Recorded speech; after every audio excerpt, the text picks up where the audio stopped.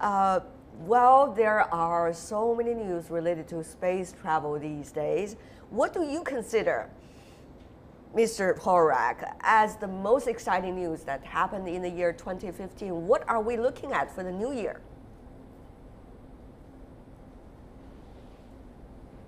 Well, in 2015, I think there were some very exciting activities that occurred. We, human beings, for the first time, sent a machine to investigate Pluto, and the Pluto flyby was tremendous.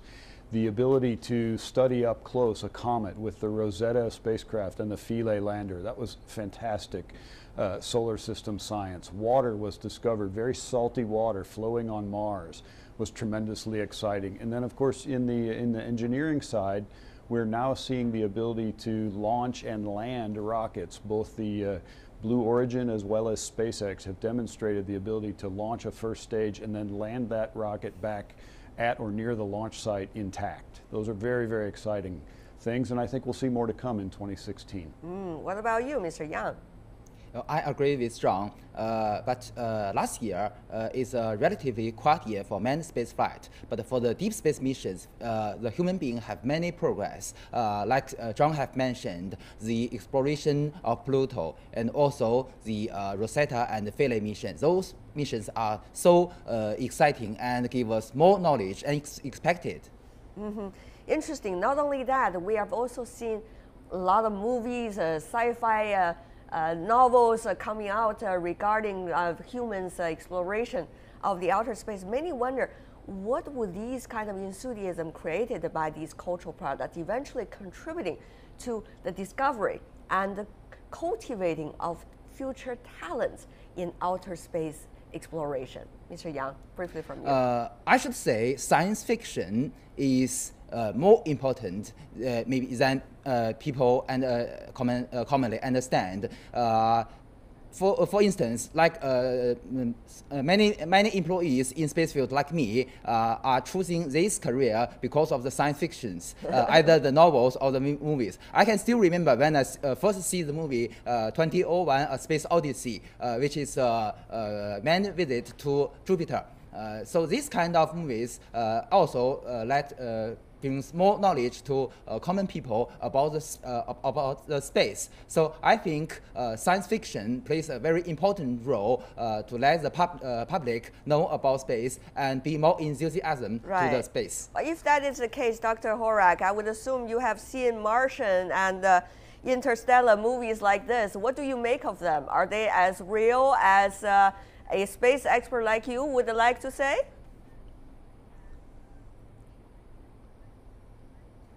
I think that in general, the movie and entertainment community does a very good job of trying to make movies as realistic as possible. Now we have to remember they're movies, so they're not science, they're movies, and so it's okay that they're not perfect. I think when you see a book or when you see a movie or you see a television program about space and it's popular because there's something that is common to every one of us, whether you live in Beijing or in Brooklyn. It's this common heritage of the night sky. We've all looked up and seen the stars. Whether you were Christopher Columbus or Zheng He, you used the same stars to navigate across the oceans. There's something about being a human being and looking up. And so when we see this in our art and in our culture and in our entertainment, it's like music. It's like beautiful poetry. It's space. It's something that is really important to us just because we're human beings. Well, outer space is enormous. There are so many places that we can explore. Priority is the thing. Mr. Horack, what do you think about the priorities that we have seen back in the year 2015? And how should we streamline those priorities for the future? After all, resources are still limited.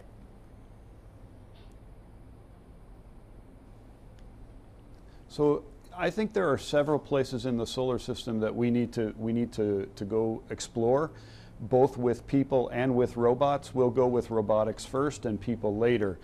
Basically, I would say follow the water. And so we know now that there is water on Europa and Enceladus and organic molecules on Titan and water flowing on Mars. So those are the 4 places I think we need to look. And for me, The moon is very important because it's a place where we can go learn how to explore with people. We have tremendous engineering challenges, radiation challenges, long duration spaceflight challenges. Can the body hold up on a long voyage to Mars? Those are things I think we can learn on and around the moon first before we go with people, for example, to Mars or to take material out of a geyser coming out of Enceladus, a moon of Saturn. Mr. Yang, agree with following the water? I agree. Water is a very critical resources, not even only for the human being itself, but also for the spacecrafts. It's a very ideal propellant to make hydrogen from the water. So finding water is the first step to explore or exploitation of the solar system. Of course, moon exploration is something China has been working on for quite some time. Which stage are we? Well, next year or maybe the year after next, we will have the Chang'e 5 mission, which will be the sample return mission from the moon. And after that, we will have a soft landing mission on the far side of the moon. As John have mentioned, that the water is important. And you see on the far side of the moon, mainly in the polar areas, there may be some large amount of water there. Mr. Horack, of course, moon landing has already been in the history of American outer space exploration. China, though, has only started to look at that goal. What are some of the important things that do you think you are observing from the U.S. Of China's moon mission, or Chang'e mission, as Chinese put it? So the first thing I would say is that the Chinese space program is extremely impressive, and you are to be congratulated on the work that has been done and the work that you are planning to do. It's nothing short of exceptional. Number two, I think that it's very important, and I'm speaking personally, I would like to see us collaborate in a more strong sense and a more deep collaboration, so that we can go to the moon together. While I was driving up to see my parents over the weekend, the full moon was setting in the morning and it was rising over China. You could see it and I could see it. It's something that we both treasure and I think can both utilize. And so, for example, the director of the European Space Agency has proposed we put together a global program to go to the moon together as people from Earth. And put all of our flags there. And that's something I would welcome. And I would like to work forward and see if that's something that we could do. Go to the moon together. That sounds really romantic. Mr. Yang, what do you make of that suggestion put forward by the European side? Will the three sides, for example, China, European space exploration, and also the United States, be able to do that? I believe it will be the main trend of the future space activities in the future. You see human explorations, I mean the human spaceflight need a lot of money. So in the future, maybe the situation in the Cold War will... Money and talent? Yes. Resources, in the all future, of these involved. the situation in the Cold War will never happen again. So, but the human being needs space, and even more important, to need the manned space flight either to the moon or to the Mars.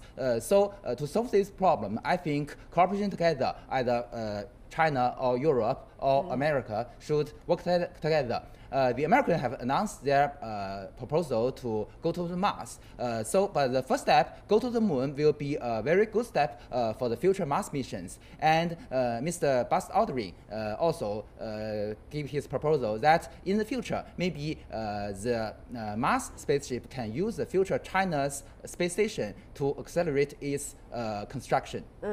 Not only going to the moon together, which I said is extremely romantic, Mr. Horack, what about doing other things in the outer space together as well? For example, using the space station and many other options. Of course, I'm coming from an outside perspective, looking at some of the critical issues.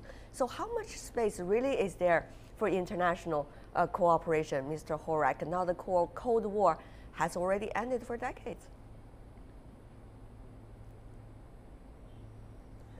Well, I think it's extremely important that we collaborate internationally, and I would remind the audience that as early as 1962 or 1963, prior to his death, President Kennedy was suggesting that perhaps the U.S. and the Soviet Union should go to the moon together.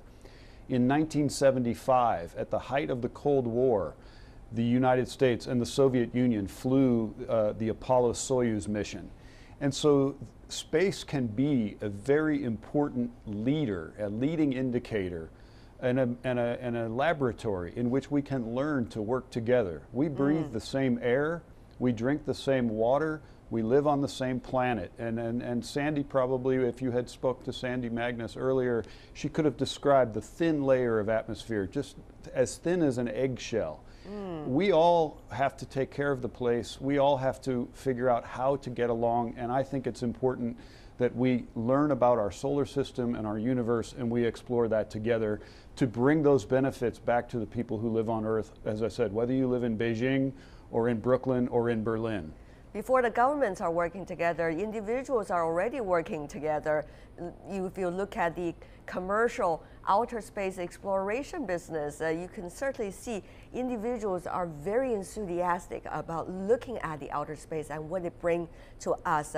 Mr. Yang, what about that trend in China? How many Chinese are enthusiastic about it? What about the cooperation between the Chinese side and the international community regarding that possibility? First, I think for the either for the space tourism, for the international cooperation, it is a dream of all human beings. Both John and I belong to the IAF community. I think our community should play a very leading role and very important role in promoting the international cooperation. And also, with individuals and private sectors taking part in these kind of activities, the cost will be greatly reduced, I think, in the future. There is successful examples such as civil aviation.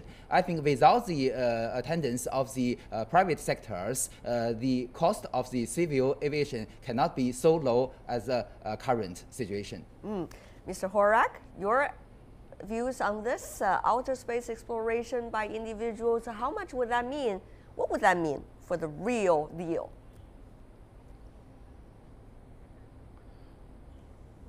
I think that it's extremely important, and Dr. Yang spoke about our relationship through the International Astronautical Federation.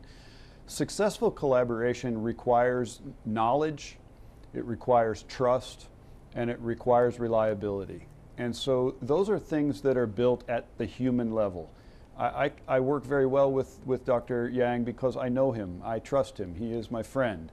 And we need to build those kinds of relationships and those kinds of bridges across individuals and across cultures, so that the governments that represent the people can also work in those kinds of ways to help make the world a better place. Both you, Mr. Horack and Mr. Yang, you are the experts in the fields of outer space exploration. If I could ask you, because we're talking to you at the time of the Spring Festival, which is the Chinese Lunar New Year. It's the start of a new year in China. So if there is one big question you really want to understand about the outer space, what would that be? Let me go to you first, Mr. Horack. Your question.